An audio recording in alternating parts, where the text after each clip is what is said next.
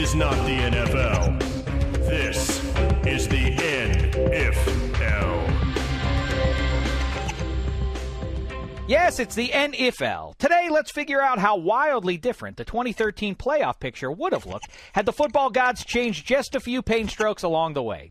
We now know the Seahawks and Broncos were their respective conferences' top seeds, but what if the ball bounced just a little differently? Starting off in Week 1, if Stephen Gostkowski had missed the game-winning field goal in Buffalo, the Patriots would have been in trouble from the word go, and things would have gotten even worse when Brady failed to hit Kembrell Tompkins to beat the Saints on the last play in Week 6. And they would have gotten even worser when they don't recover the onside kick in Week 14 and lose to the Browns. On the bright side, they still get 10 wins and the AFC's fourth seed thanks to a last-second win in Week 11 when Rob Gronkowski fights through Carolina defenders in the end zone for a game-winning touchdown catch. With the loss to New England turned into a win, New Orleans would have edged the Panthers out to take the NFC South. Unless, of course, Ahmad Brooks' hit on Drew Brees in the Superdome in Week 11 hadn't gotten flagged, in which case the Niners would have beaten the Saints, which returns the Panthers to the top of the South. And in fact, they leapfrogged the Seahawks for the NFC's top playoff spot when D'Angelo Williams runs for a touchdown instead of fumbling in Week 1 against Seattle.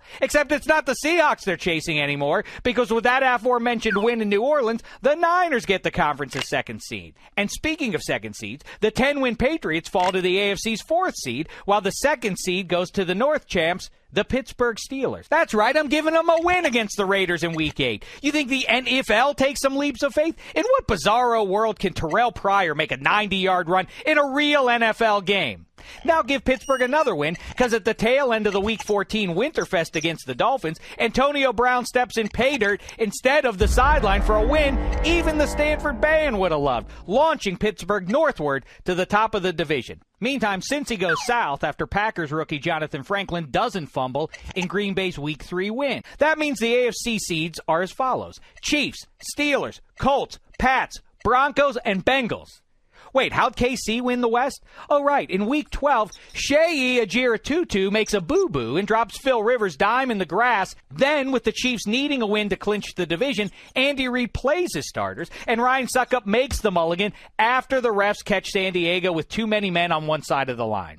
Now, we also need Denver to lose one more. So let's say in this world, Tony Romo doesn't throw a bad pick in Week 5 against Denver. He throws the game-winning touchdown pass. Then, with an improved sense of self, Romo gets it done late in the fourth quarter against the Packers in Week 15 in Cowboy Stadium, too. While we're here in the NFC, the playoff seeds look like this: Panthers 1, Niners 2, Bears 3. Yeah, the Bears. Didn't you hear what I said about the Packers losing in Big D? Well, now hear this. Chicago beats Green Bay in Week 17 when Randall Cobb drops the game-winning touchdown pass. The Cowboys are the fourth seed, while the Seahawks and Saints get the wild cards. And speaking of the wild card round, the two real-world Super Bowl participants lose in our reality. No 12th man means no soup for the Seahawks in Dallas, while the Broncos travel into the polar vortex and leave with tears frozen to their faces.